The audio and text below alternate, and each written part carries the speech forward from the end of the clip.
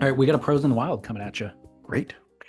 Morning, David Lee Scales and Chaz. Listening to Surf Splendor interview with Shane Horan this morning, which was excellent, by the way. It reminded me of a pros in the wild that I've been meaning to put down on paper for years.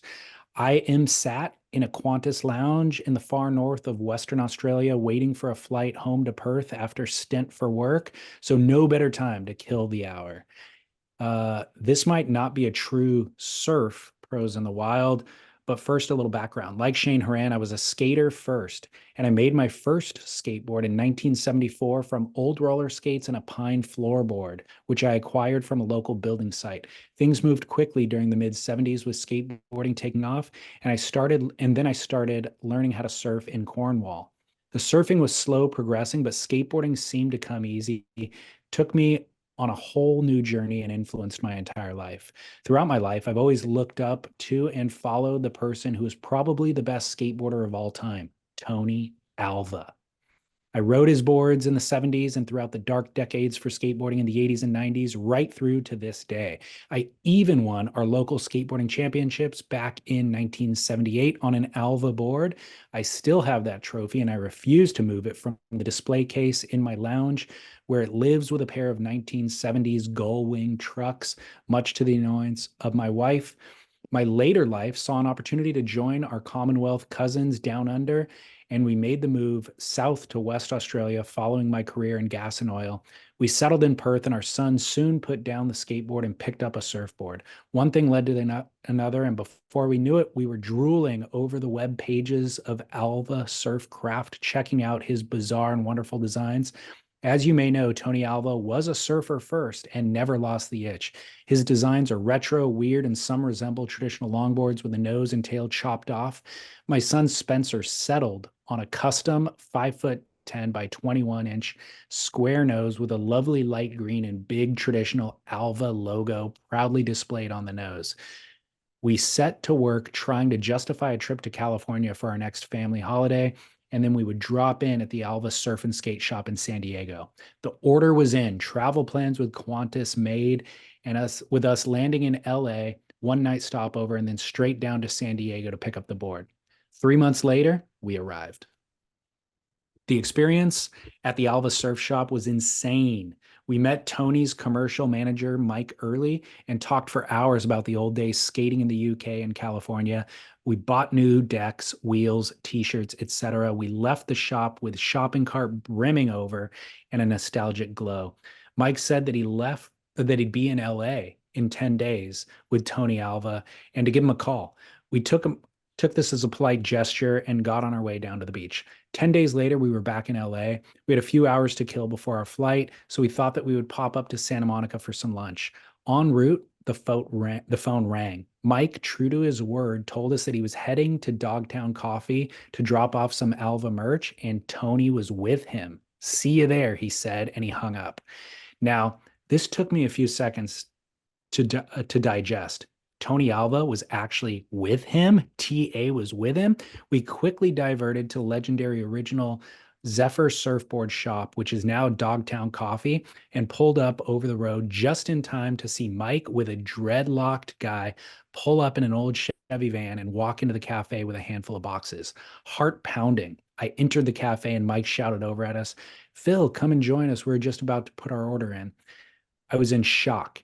Here I was, after almost 40 years of idolizing and following the most influential skateboarder of all time, and I was about to sit down in the original Zephyr Surfboards shop and have lunch with Tony Alva. I had died and gone to heaven.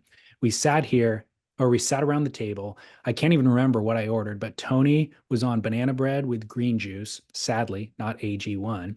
We sat around for an hour or so discussing skate history, the UK scene back in the day, Tony's surfboard designs, and in particular the Dogtown movie, as he was good friends with the late Heath Ledger, who was Perth's finest actor and played Skip Ingblom in the Dogtown movie.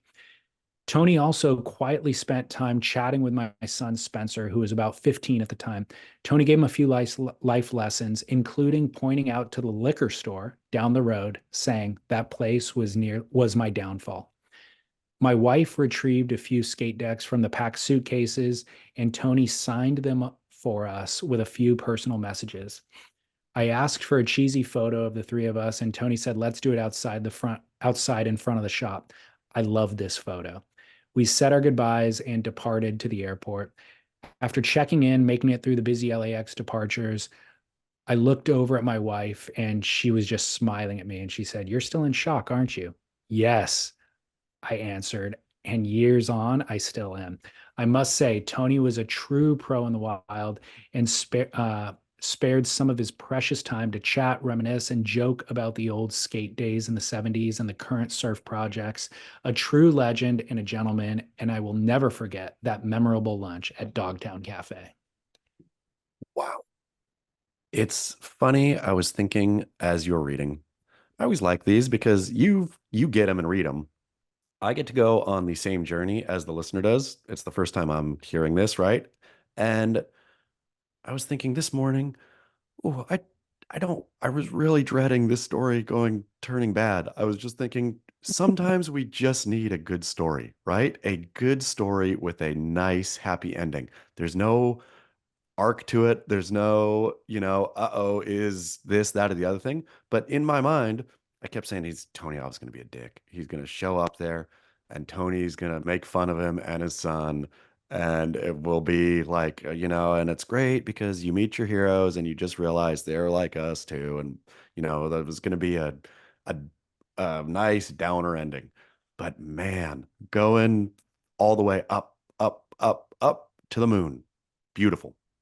Is a palate cleanser for the Kalani Robb story last week. Right?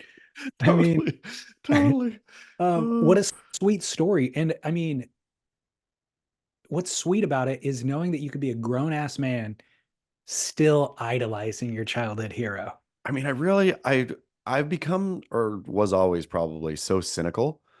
I'm trying to think of what person would you, if you could meet, would you just be like who's alive today that you would be like, wow, I thought about that too, actually.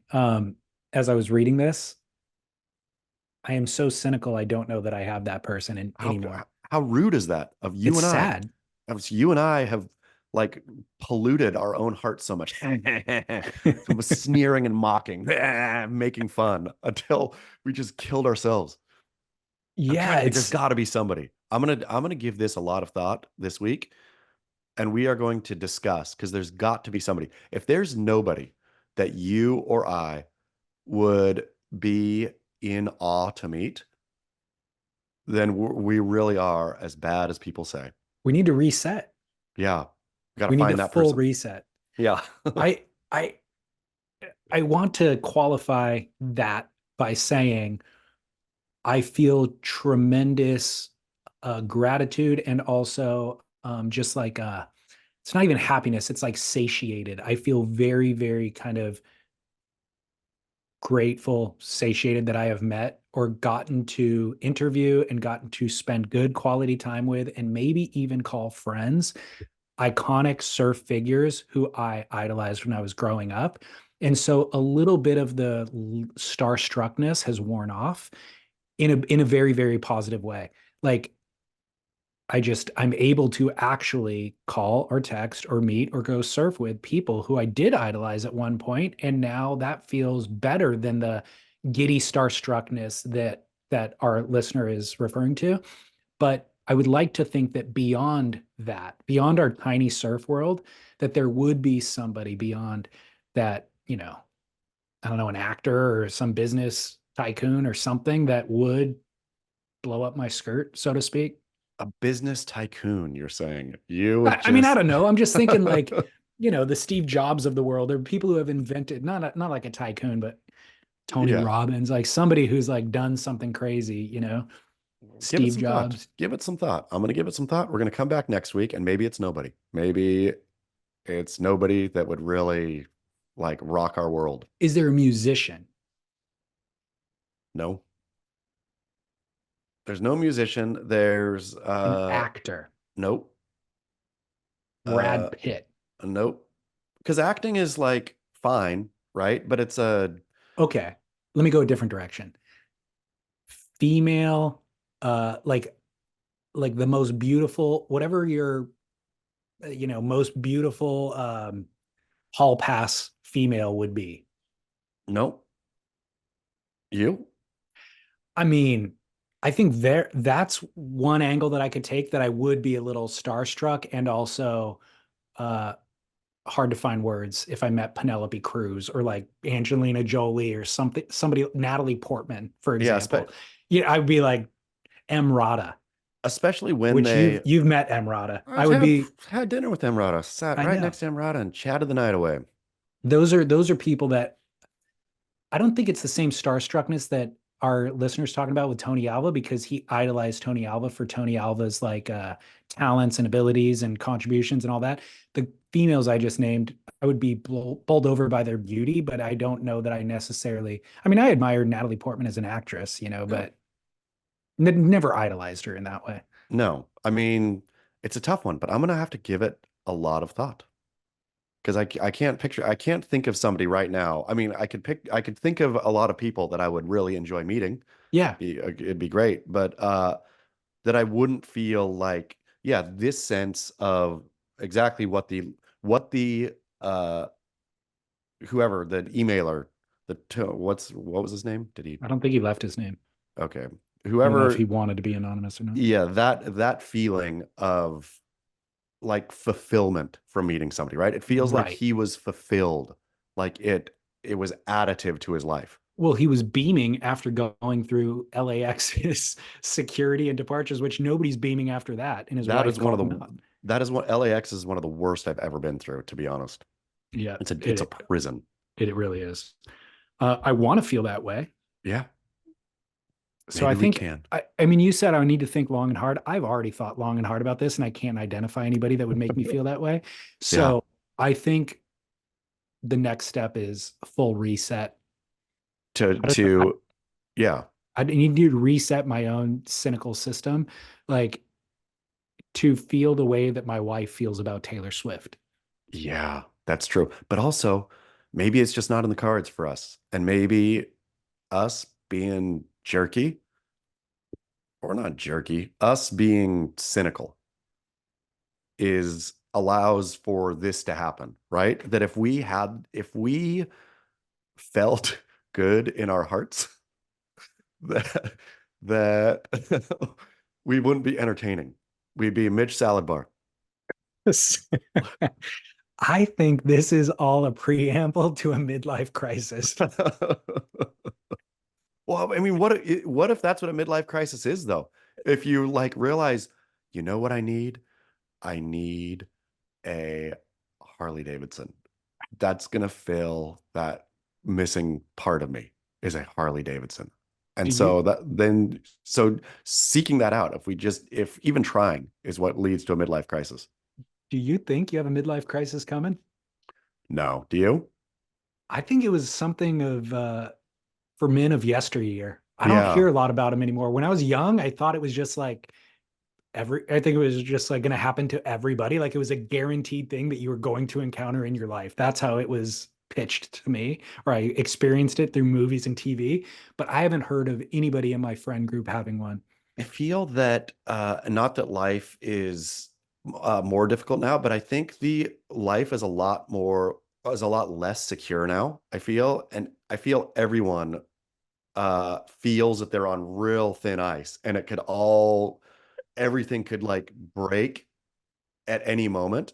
And I think if you're feeling that, which I imagine most people are, you don't have time or energy to have a midlife crisis. You're just trying to hold on to today, right? That's a good point. We I can't afford feel a midlife crisis anymore. you can't people cannot afford a midlife crisis. You got to be rich to like you got to be proper rich, like multi millionaire. You have to be fu money rich to have a midlife crisis. Then you could sit and think, what is it all about and why?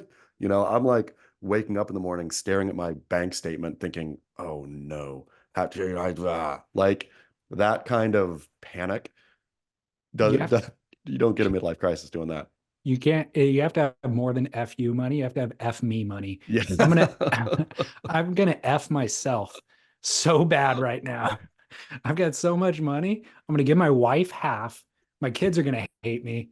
I'm gonna F myself and I'm still gonna be rich. Yeah, You know what? Here Jeff comes that Harley and a hooker. Jeff Jeff Bezos fully has F me money. And that's exactly how you look when you have it. You're like taking weird HGH. Your marry or your love of your life is a freak. Lauren Sanchez is a freak. Let's A be honest. plastic surgery freak. Yeah, she's like, I mean, yeah, I mean, she may be the sweetest person on earth, but she's like 5 foot tall and a plastic surgery weirdo. Bezos is the same. He has his weird yacht. He's got that dude has to be absolutely weirdly miserable all the time. He effed himself. Really did. That's what happens.